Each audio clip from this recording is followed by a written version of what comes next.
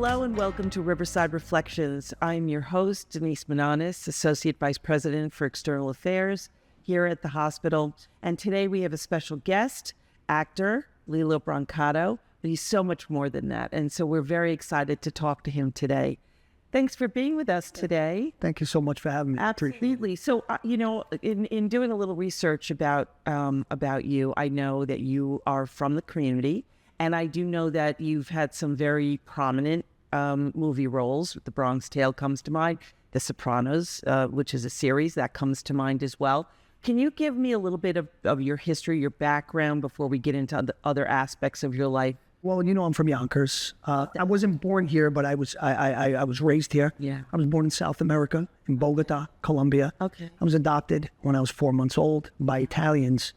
Well, my parents met in South Yonkers. It was like an Italian enclave. Yeah. All the Italians went there, and they met there. My dad was Sicilian, my mom was Calabrese. So they adopted me because they had a miscarriage. They didn't think they could have any children.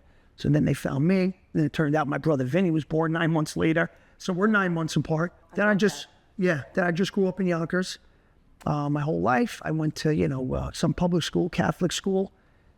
And then I was on summer vacation. I had just finished 10th grade. That year I was in Roosevelt because I got thrown out of Sacred Heart.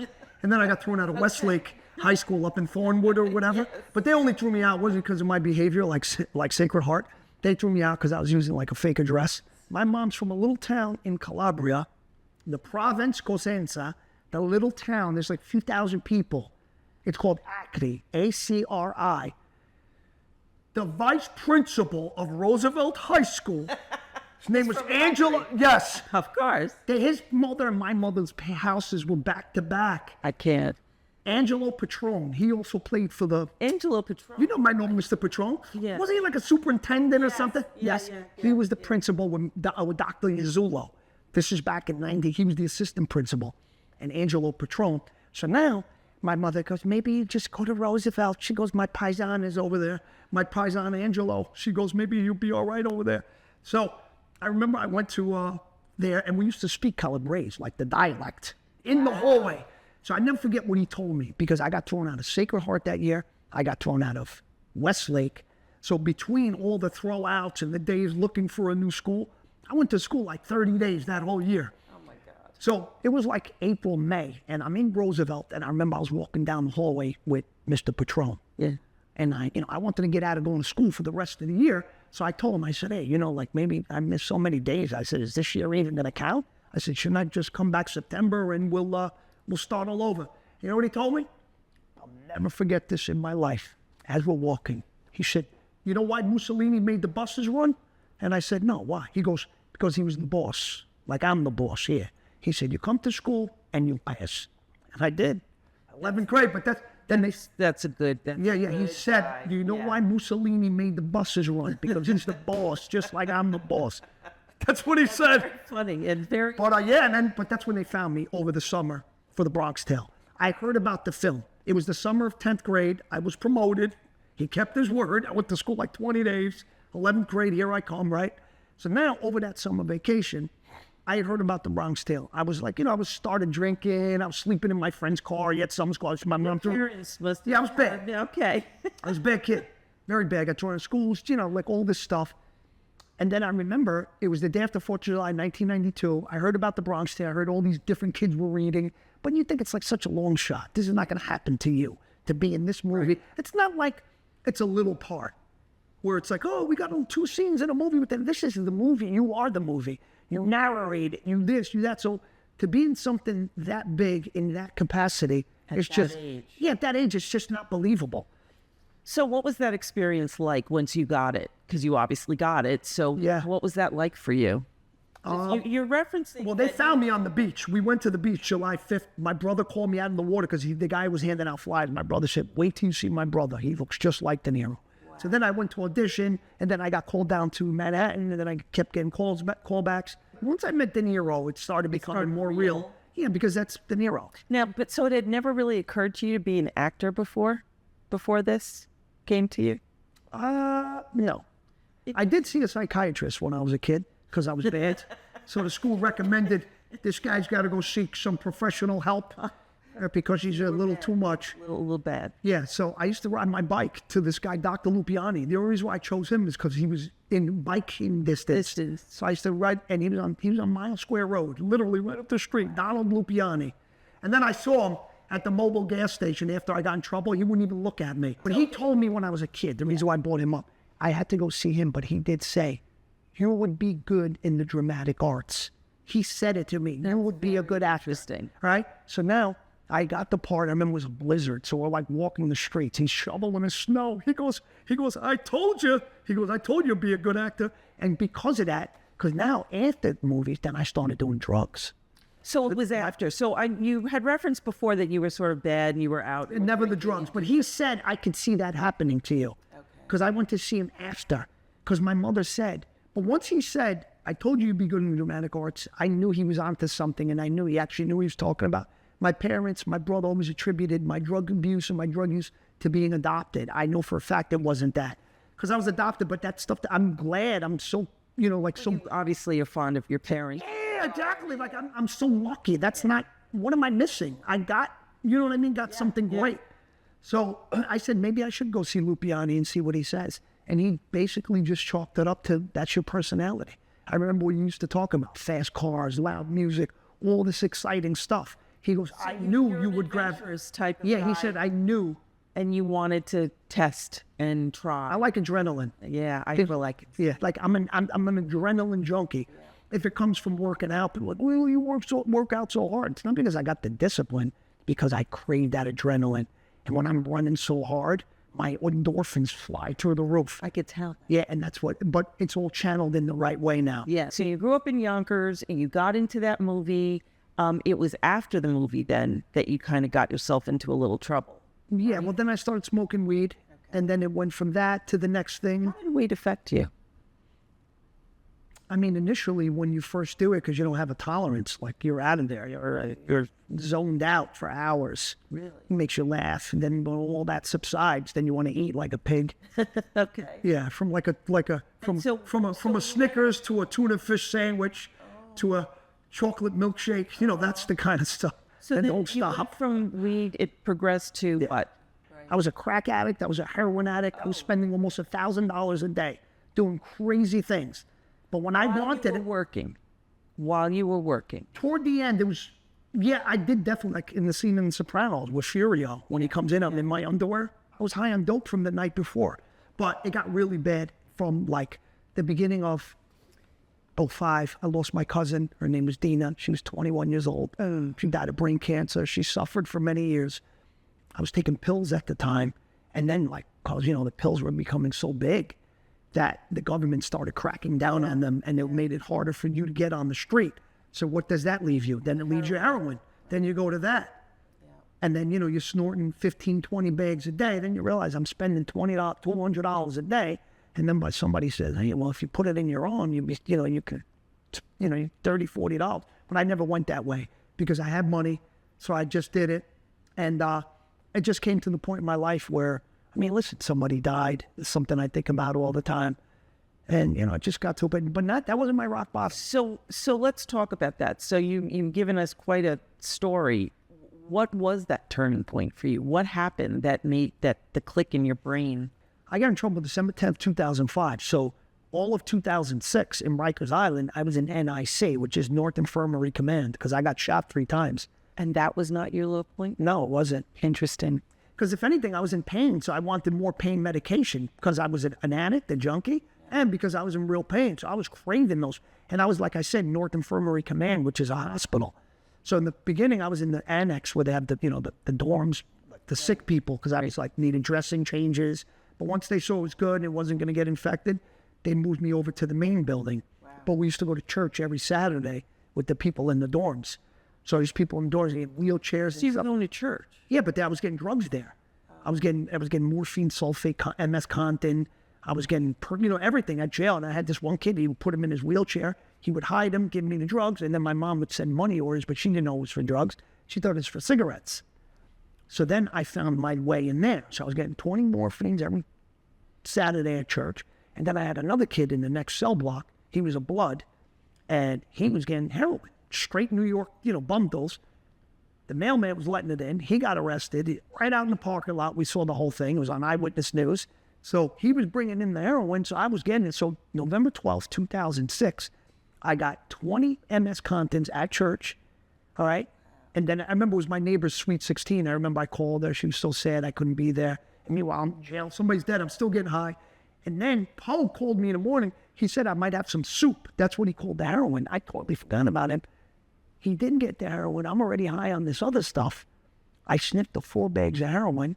I'm smoking a cigarette in the TV room. And next thing you know, it felt like I wanted to swallow my tongue. I was overdosing. I overdosed. I had to literally hold my tongue and run to my cell and lay down. Was that the low point? No, because then I still, like, this is how powerful drugs are. Even after that, okay, they taped my cell off with yellow tape.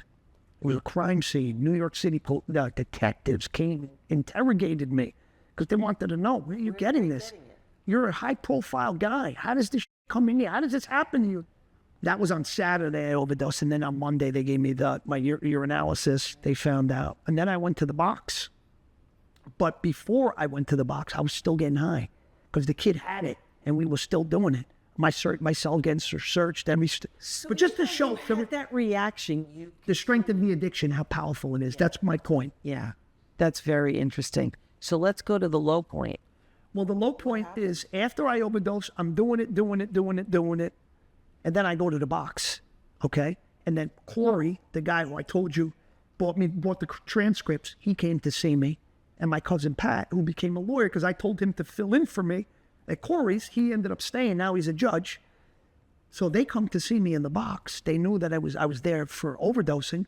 And when they saw me, they were not happy to see me because I've seen them before. Hey, but now they're very disappointed. Like, you know, you got all this, all of us, we're here, we love you, we want to see you beat this case. And now you come, you know, you're doing this, you're not going to have anyone. And for some reason, that day, it just clicked. And like, when I left that visit that day, I never had the desire to get high again. It was like a modern day miracle. The roughest days, I just never wanted to get high again. I just wanted to get high off different things. Now, to show the world I can do this. So as people say, great job, bro, you're getting high off that. That's what, you know what I mean? It's just all the way your mindset. That's everything. So, all right. So now you're in jail and you had that moment and you kind of got clarity. How did you follow that up? Because I know that you did access care through one of our programs, our new focus center. Right. So tell me about that process and how that. Well, when I first came home on parole, I had to attend a drug program. I think it was a 90-day program in New Focus, which was great. It was definitely necessary for me because, you know, it's like for the transition. Right. But it was definitely, you know, kept me in check for a few months and just learned how to, you know, walk around outside without doing anything stupid.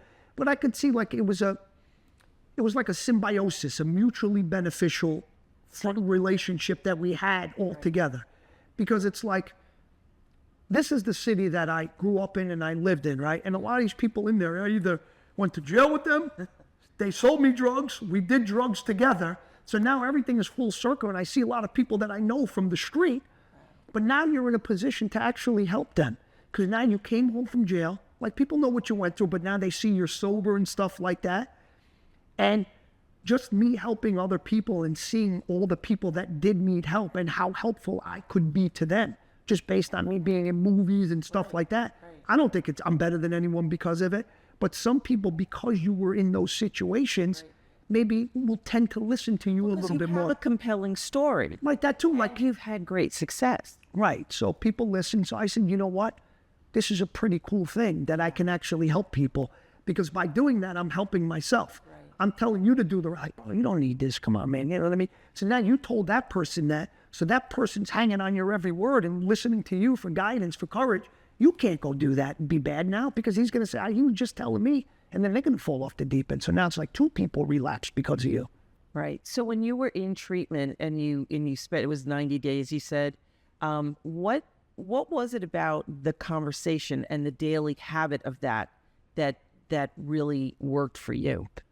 Did it set your life on a different kind of trajectory that you were able to then sort of navigate going out into the real world? How did that work? When you're incarcerated, automatically because it's a controlled environment, there's going to be structure there. Right. You're going to have structure in your life, which is something that so many addicts desperately need. And they have all this free time and no structure, and then they go do drugs because there's nothing else to do. But prison incorporates structure in your life, right?